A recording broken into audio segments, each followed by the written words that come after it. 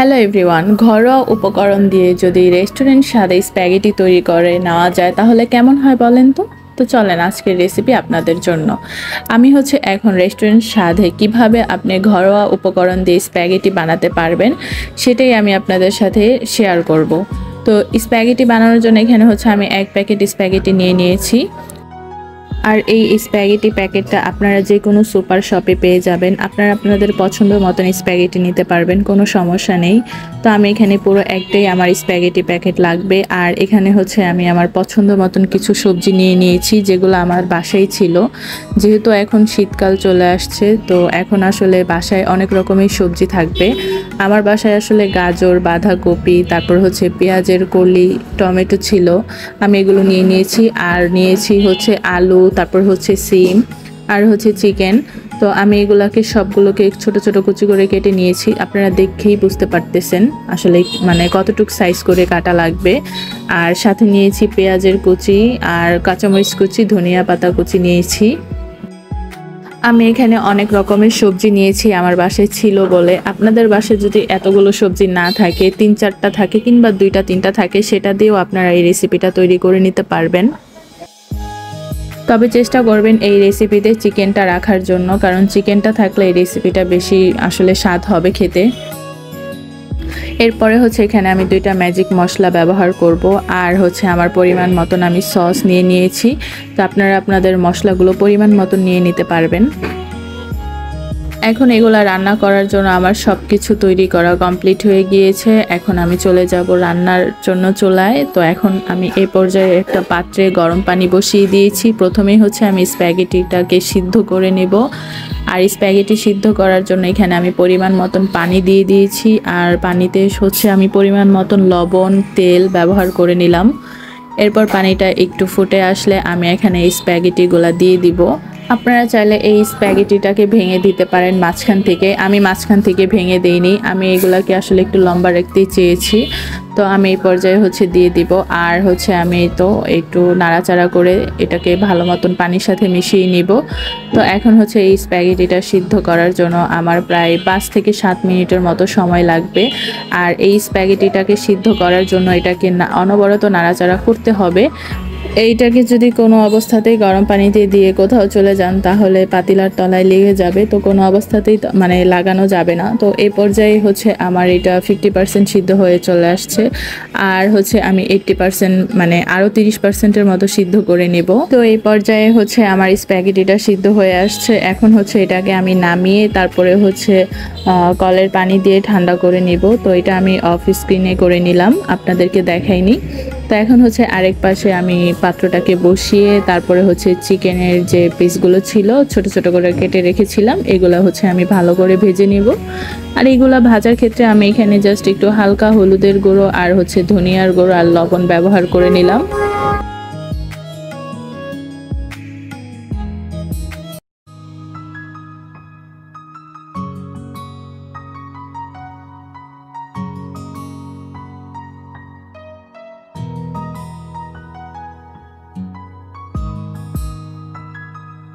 আমার এই চিকেনগুলো একদম সিদ্ধ হয়ে চলে আসছে। তো এই পর্যায়ে আমি চিকেনটাকে সাইড করে একটা ডিম আমি ভালো করে ভেজে রেখে দিব।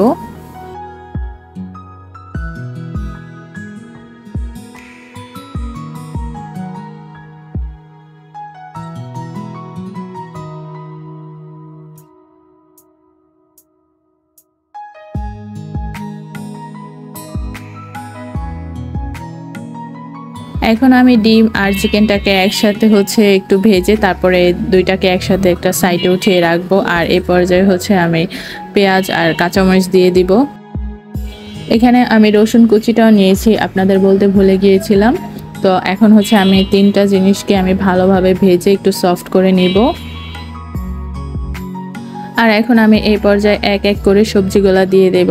আর প্রথমেই যে সবজিগুলো সিদ্ধ হতে বেশি সময় লাগে ওই সবজিগুলোই আগে দিব, যেহেতু গাজরটা সিদ্ধ হতে সময় লাগবে।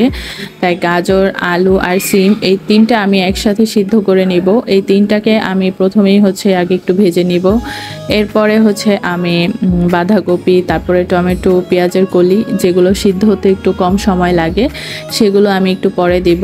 তো এখন আমি এই 3টা সিদ্ধ করে অ্যান্ড দেন হচ্ছে আমি বাকি সবজিগুলো এখানে মিক্সড করে নিব।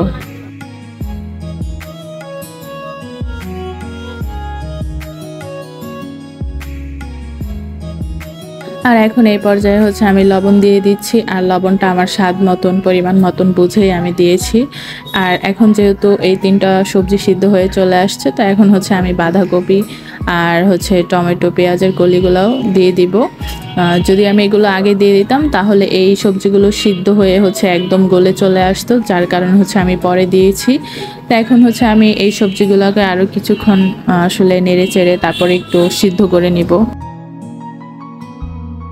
তো এই পর্যায়ে হচ্ছে আমার সবজিগুলো হয়ে আসছে, আমি আর বেশি সিদ্ধ করব না, তাহলে কালারগুলো নষ্ট হয়ে যাবে। তো এখন হচ্ছে আমি চিকেন আর ডিমটাকে দিয়ে দিয়েছি, দিয়ে একটু মিশিয়ে নিলাম। তারপরে হচ্ছে আমি এখানে পরিমাণ মতন সস দিয়ে দিচ্ছি, আর হচ্ছে আপনাদেরকে যে দেখিয়েছিলাম ম্যাজিক মশলা, এই ম্যাজিক মশলাগুলো আমি এখানে ব্যবহার করব এখনই। তো আমি এখানে ম্যাজিক মশলা দিয়ে আবারও আমি ভালোভাবে একটু মিক্সড করে নিলাম। আর এই পর্যায়ে হচ্ছে আমি স্প্যাগেটিটাকে এখানে ছেড়ে দেব, আর দিয়ে হচ্ছে আমি চুলার হিটটাকে হচ্ছে মানে একদম হাই করে তারপরে হচ্ছে আমি স্প্যাগেটিগুলোকে ভালোভাবে মিক্স করে নিব। আর স্প্যাগেটি দেওয়ার সময় হাত দিয়ে একটু আসলে ছড়িয়ে দিতে হবে, তা না হলে আসলে একদম লেগে থাকবে। আর এখন এই পর্যায়ে আমার এই তো ধনিয়া পাতা কুচিগুলো আমি দিয়ে দিচ্ছি। তো এখন ধনিয়া পাতা কুচি দিয়ে আমি আবারও ভালোভাবে মিক্সড করে নিব। আর আমি কিন্তু আবারও বলে দিচ্ছি, এই পর্যায়ে চুলার জালটা বাড়িয়ে দিতে হবে, কারণ আমরা যখন চাউমিন রান্না করি তখন এটা হচ্ছে হাই হিটে রান্না করলে বেশি ভালো হয়।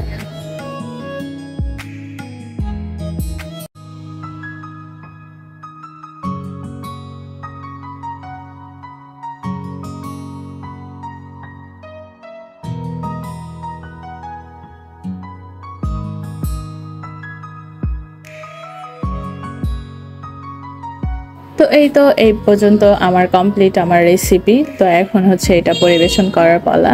সো এই তো আমি এখন এটা পরিবেশন করে নিচ্ছি। তো আপনারা দেখতেই পেলেন আমার আজকের রেসিপি। তো সবার কাছে কেমন লাগলো অবশ্যই আমাকে কমেন্ট করে জানাবেন, আর আপনারা বাসায় এইভাবে ট্রাই করে দেখতে পারেন।